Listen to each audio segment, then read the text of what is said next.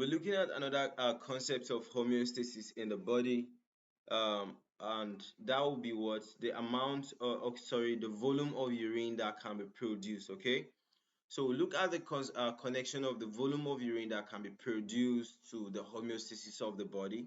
Okay, the link between these two concepts. Basically, homeostasis is the process whereby the body tries to like maintaining a constant environment, while the volume of urine produced is like, yeah, literally the volume of urine produced. Okay, and the volume of urine produced is determined on the amount of water you are taking in, and also um other routes of this water being lost, like let me say through sweat, through feces, and many other things. Okay, so if water is being lost through other routes, then it shouldn't be lost through urine too much. Do you understand?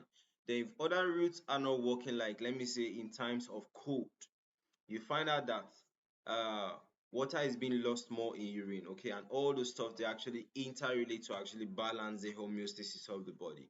All right, so using urine volume to actually determine homeostasis. These are various other ways that homeostasis is being, the urinary system actually maintains homeostasis, regulates pH, regulates electrolyte, because that urine actually contains a lot of things. It contains bases, contains acids, contains electrolytes. Do you understand? So as you are excreting these things, or as you are reabsorbing them in the renal tubules, okay, it's helping in balancing the body.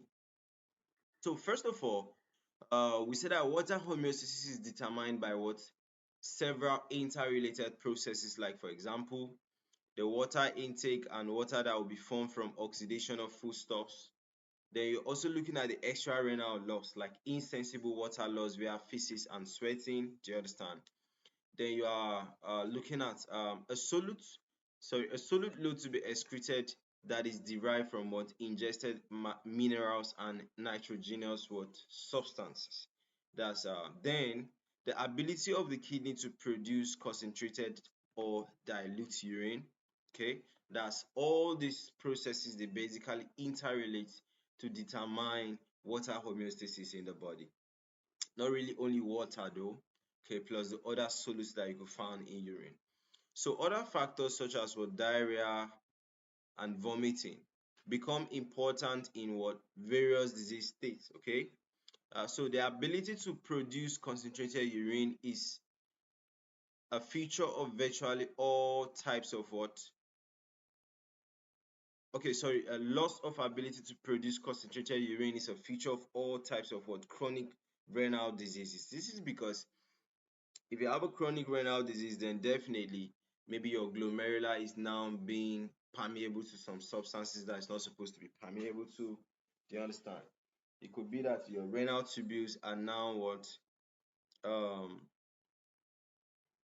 are now it could be that your renal tubules is not really reabsorbing. Okay, could be that your renal tubule is not really reabsorbing, so you are not really producing concentrated urine. Okay, you are just producing some dilute urine and all that. Okay, so now guys, to maintain water homeostasis, the kidney must produce urine in a volume that precisely what balances water intake and production. Okay, and also to equal water loss through extra renal route. Okay, so the kidney must actually be looking at, okay, how much water is taken in and how much water has been produced from other food substances that were taken into the body.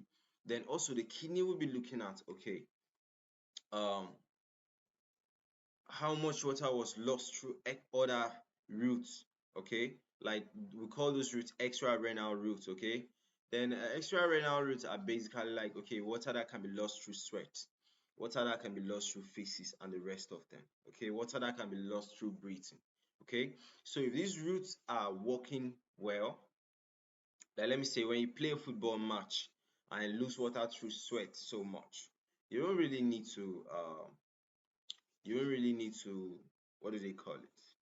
You don't really need to lose so much urine again, okay? Because you lost so much water through sweat. Do you understand? So all these processes, they actually balance each other.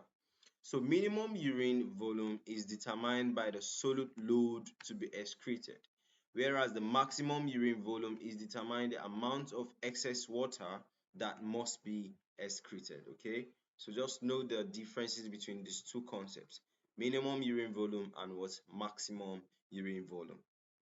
Right.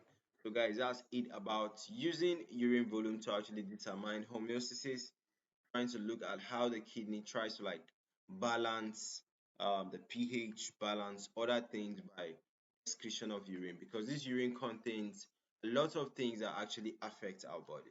All right, so see you guys in the next.